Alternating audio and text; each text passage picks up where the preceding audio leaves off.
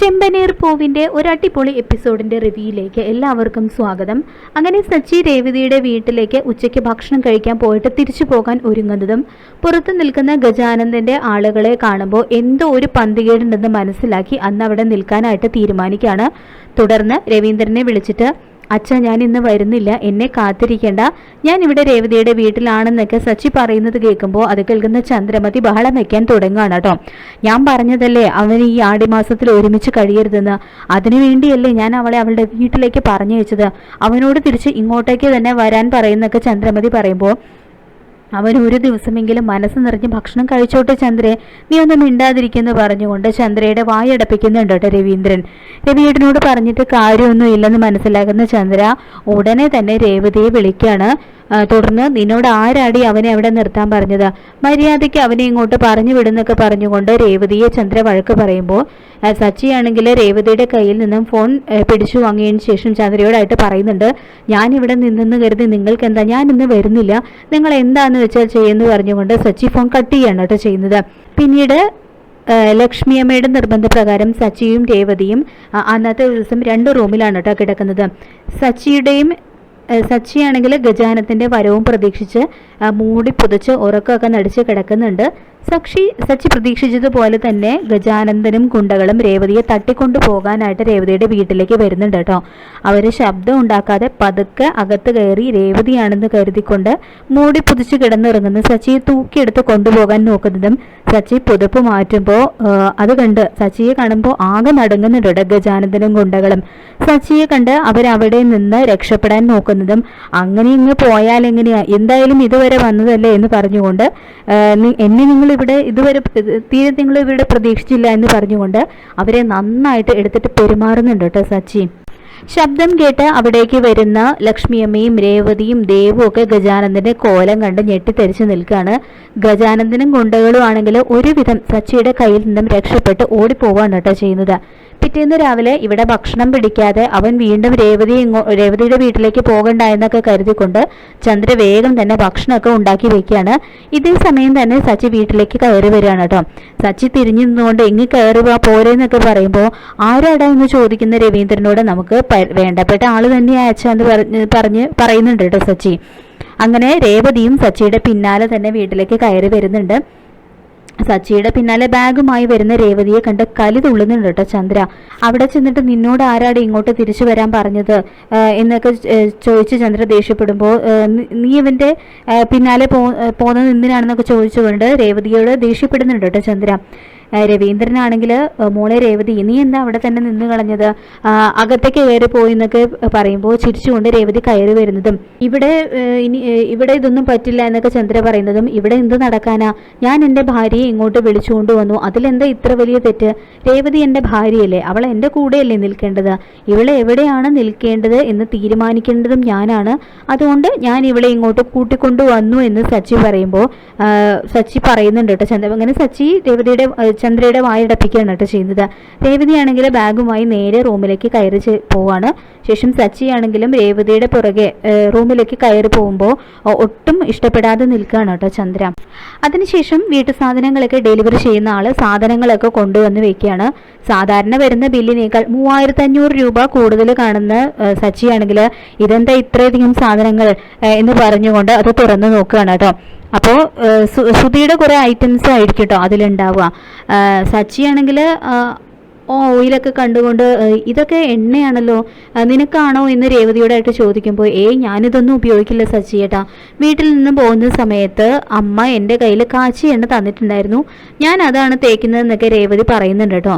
പിന്നെ ഇതാർക്കാണെന്ന് സച്ചി ഇങ്ങനെ ചിന്തിച്ചുകൊണ്ട് നിൽക്കുന്ന സമയത്ത് അതൊക്കെ ശ്രുതി മോൾക്കുള്ളതാണെന്നൊക്കെ ചന്ദ്ര പറയുന്നതും, പാർലർ മദാമയ്ക്കുള്ളതാണല്ലേ, ഇവിടെ വീട്ടു ചെലവിന് ഞാനല്ലേ പൈസ തരുന്നത്, അതിൽ നിന്നും ഇത്രയധികം സാധനങ്ങൾ വാങ്ങിയാൽ അതെങ്ങനെ ശരിയാവും, ഇതങ്ങനെ വിട്ടാൽ പറ്റില്ലല്ലോ, ഇത് ചോദിക്കുക തന്നെ വേണമല്ലോ എന്ന് പറഞ്ഞുകൊണ്ട് സച്ചി ശ്രുതിയുടെയും റൂമിൽ പോയിട്ട് കതകിൽ തട്ടി വിളിക്കുകയാണ് കേട്ടോ. അപ്പം എന്താടാ നിനക്ക് വേണ്ടതെന്ന് ചോദിച്ചുകൊണ്ട് ശ്രുതിയും പുറത്തേക്ക് വരുന്നുണ്ട്. അത് തന്നെയാണ് എനിക്കും അറിയേണ്ടത്. എത്രയധികം സാധനങ്ങളെ കൊണ്ടുവന്ന് വെച്ചിരിക്കുന്നത്, ഈ ഓയിൽ മാത്രമേ നിന്റെ മദാമ്മ തലയിൽ തേക്കുള്ളൂ എന്നൊക്കെ ചോദിച്ചുകൊണ്ട് സച്ചി പരിഹസിക്കുന്നുണ്ട് കേട്ടോ ശ്രുതിയെ. പിന്നെ എന്തൊക്കെയാ ഇതിൽ, അണ്ടിപ്പരിപ്പ്, ബദാം, പിസ്ത, ഞാനിതൊന്നും കണ്ടിട്ട് പോലും ഇല്ല എന്നൊക്കെ സച്ചി പറയുമ്പോൾ, എടാ അതൊക്കെ ശ്രുതിമോൾക്കുള്ളതാണ്, അവളുടെ ശരീരം നന്നാക്കാനുള്ളതാ അതൊക്കെ എന്നൊക്കെ പറഞ്ഞുകൊണ്ട് ചന്ദ്ര ശ്രുതിയെ ന്യായീകരിച്ച് സംസാരിക്കുന്നുണ്ട് കേട്ടോ.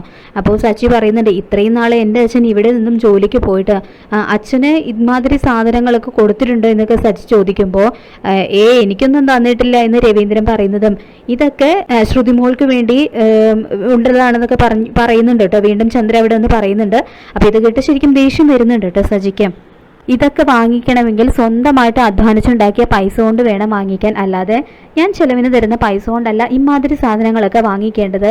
ഇവൻ്റെ മദാമ്മയ്ക്ക് ഇതൊന്നും വാങ്ങിച്ചു കൊടുക്കേണ്ട ആവശ്യം എനിക്കില്ല, എനിക്കിതിൻ്റെ പൈസയെല്ലാം തിരിച്ചു കിട്ടിയേ മതിയാകൂ എന്ന് പറയുന്നുണ്ട് കേട്ടോ സച്ചി. തുടർന്ന് ഇനി ഇതിൽ എന്താണാവോ എന്ന് ചോദിച്ചുകൊണ്ട് സച്ചി മറ്റൊരു പാക്കറ്റ് തുറന്നു നോക്കുമ്പോൾ അതിലും ശ്രുതിക്ക് വേണ്ട കോസ്മെറ്റിക് ഐറ്റംസ് ഒക്കെ ആയിരിക്കും കേട്ടോ ഉണ്ടാവുക. അപ്പം ഇതൊക്കെ എനിക്കുള്ളതാണെന്ന് ശ്രുതി പറയുമ്പോൾ, ഓഹോ ഇതൊക്കെ വാരി പൂശിയ കോലമാണല്ലേ ഇത്, അച്ഛാ ഈ കാണുന്നതൊന്നുമല്ല ഇവളുടെ ശരിക്കുള്ള രൂപം, എന്തൊക്കെയോ മുഖത്ത് വാരി പൂശി മാറ്റിയെടുത്ത മുഖമാണെന്നൊക്കെ ശ്രുതിയെ ശരിക്കും കളിയാക്കുന്നുണ്ട് കേട്ടോ സച്ചി. ഇതൊക്കെ കേട്ട് ശ്രുതി ദേഷ്യത്തോടെ ശ്രുതിയെ നോക്കുമ്പോൾ, അവൾക്ക് വേണ്ട സാധനങ്ങളൊക്കെ അവൾ വാങ്ങിച്ചു, അതിനെന്താ ഇത്ര പറയാൻ എന്നൊക്കെ ശ്രുതി ചോദിക്കുമ്പോൾ, എങ്ങനെ പറയാതിരിക്കും, എൻ്റെ കാശ് കൊണ്ടല്ലേ എല്ലാം വാങ്ങിയിട്ടുള്ളത്, ഇങ്ങമാതിരി സാധനങ്ങളൊക്കെ വാങ്ങണം എന്നുണ്ടെങ്കിൽ സ്വന്തമായിട്ട് പൈസ കൊടുത്ത് വാങ്ങിക്കണം, അല്ലാതെ എൻ്റെ പൈസ കൊണ്ടല്ല വാങ്ങിക്കേണ്ടത്. വീട്ടു ചെലവിന് ഞാനൊരു കണക്ക് വെച്ചിട്ടുണ്ട്, അത് 5000 രൂപയാണ്. ഇപ്പോൾ അതിൽ 3500 രൂപ കൂടുതലാണ് വന്നിട്ടുള്ളത്. ഇതിൽ നിന്നും വീട്ടു ചെലവിനുള്ളത് മാത്രം എടുത്തു വെച്ചിട്ട് ബാക്കിയെല്ലാം തിരിച്ചു കൊടുക്കുക എന്നൊക്കെ രേവതിയോടായിട്ട് സച്ചി പറയുന്നത് കേൾക്കുമ്പോൾ, അതൊന്നും തിരിച്ചു കൊടുക്കണ്ട, അതിന് ചിലവായ പൈസ ഞാൻ തരാം എന്ന് പറഞ്ഞുകൊണ്ട് ശ്രുതി ദേഷ്യത്തോടെ റൂമിൽ പോയി ബാഗിൽ നിന്ന് പൈസ എടുത്തുകൊണ്ട് വരുന്നുണ്ട് കേട്ടോ.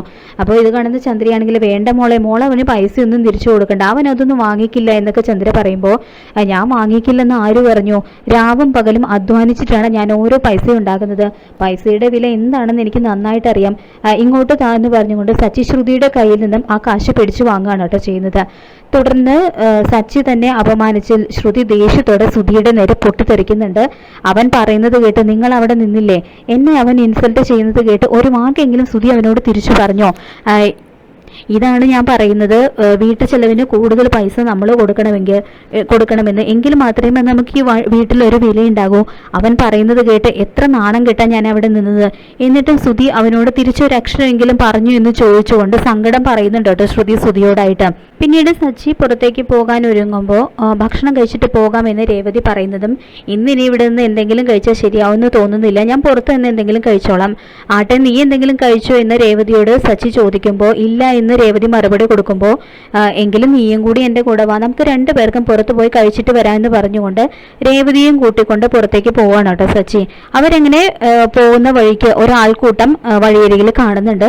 സച്ചിയാണെങ്കിൽ വേഗം തന്നെ കാർ നിർത്തി അവിടേക്ക് ചെന്ന് നോക്കുന്ന സമയത്ത് അത് ശ്രുതിയുടെ അമ്മയും ആദ്യമാണെന്ന് മനസ്സിലാവാണ് കേട്ടോ.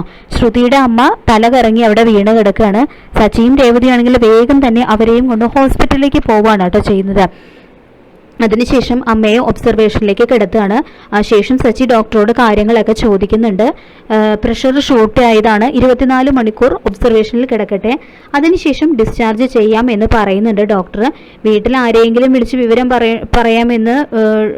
പറയണോ എന്ന് ഡോക്ടർ ചോദിക്കുമ്പോൾ, അത് പിന്നെ ഡോക്ടർ ഇവരെക്കുറിച്ച് കൂടുതലൊന്നും ഞങ്ങൾക്കറിയില്ല, കണ്ട് പരിചയമുണ്ടെന്ന് മാത്രമേ ഉള്ളൂ, ഈ അമ്മയ്ക്ക് ബോധം വന്നാൽ മാത്രമേ എന്തെങ്കിലും ചെയ്യാൻ പറ്റൂ എന്ന് സച്ചി പറയുമ്പോൾ, അങ്ങനെയാണെങ്കിൽ ഈ അമ്മ ഇവിടെ കിടക്കട്ടെ, ബോധം വന്നു കഴിഞ്ഞാൽ ഞാൻ നിങ്ങളെ വിളിച്ചറിയിച്ചോളാം, നിങ്ങൾ റിസപ്ഷനിൽ നമ്പർ കൊടുത്താൽ മതി എന്ന് പറയുന്നുണ്ട് കേട്ടോ ഡോക്ടർ. ശേഷം സച്ചി ആദിയുടെ അടുത്തേക്ക് ചെല്ലുകയാണ്. എന്നിട്ട് ചോദിക്കുന്നുണ്ട്, നിന്റെ ആന്റിയുടെ വീട് ഇവിടെ അടുത്താണെന്നല്ലേ പറഞ്ഞത്, എവിടെയാണെന്ന് നിനക്കറിയാമോ, അല്ലെങ്കിൽ ആന്റിയുടെ നമ്പർ എങ്കിലും അറിയാമോ എന്ന് ചോദിക്കുമ്പോൾ, ആദിയാണെങ്കിൽ ഒന്ന് ആലോചിച്ചതിന് ശേഷം ഇല്ല എന്ന് പറയുന്നുണ്ട്.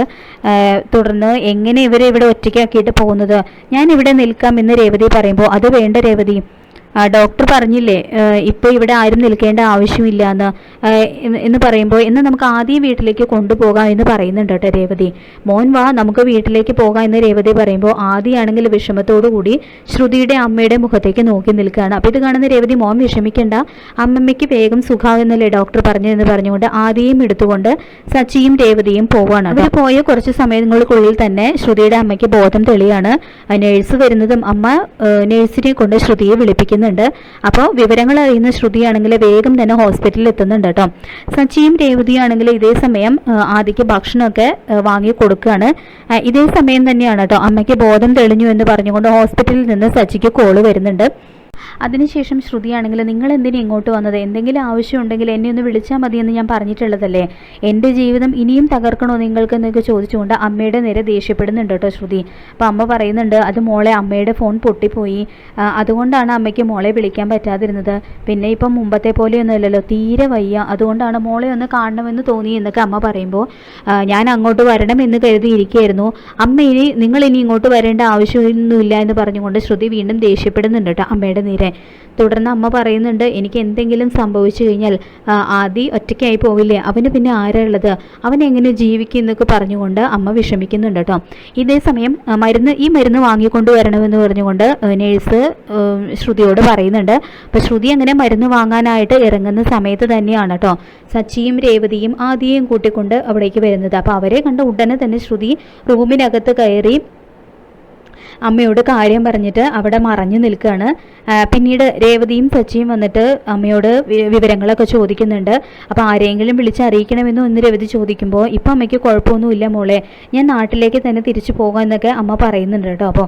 അപ്പോൾ രേവതി ചോദിക്കുന്നുണ്ട് അമ്മയുടെ മകളുടെ കല്യാണം തീരുമാനമായി എന്നല്ലേ പറഞ്ഞത്, കല്യാണം കഴിഞ്ഞു എന്ന് ചോദിക്കുമ്പോൾ എന്ത് പറയണമെന്നറിയാതെ വിഷമിക്കുന്നുണ്ട് കേട്ടോ അമ്മ. അപ്പോൾ ശ്രുതിയാണെങ്കിലും അമ്മ സത്യങ്ങളെല്ലാം അവരോട് തുറന്നു പറയൂ എന്ന് ഇങ്ങനെ പേടിച്ച് നിൽക്കുകയാണ്. അപ്പോൾ ആ റൂമിൽ തന്നെ ഒരു കർട്ടൻ്റെ മറവിലാണ് അത്ര ശ്രുതി നിൽക്കുന്നത്. അപ്പോൾ അതുകൊണ്ട് തന്നെ ശ്രുതിയെ സച്ചിക്കും രേവതിക്കും കാണാനായിട്ട് കഴിയുന്നില്ല. തുടർന്ന് അമ്മ എന്താ ഒന്നും മിണ്ടാത്തതെന്ന് രേവതി വീണ്ടും ചോദിക്കുമ്പോൾ ഇല്ല മോളെ, ആ കല്യാണം നടന്നില്ല, അത് മുടങ്ങിപ്പോയി എന്ന് പറയുന്നുണ്ട് കേട്ടോ അമ്മ.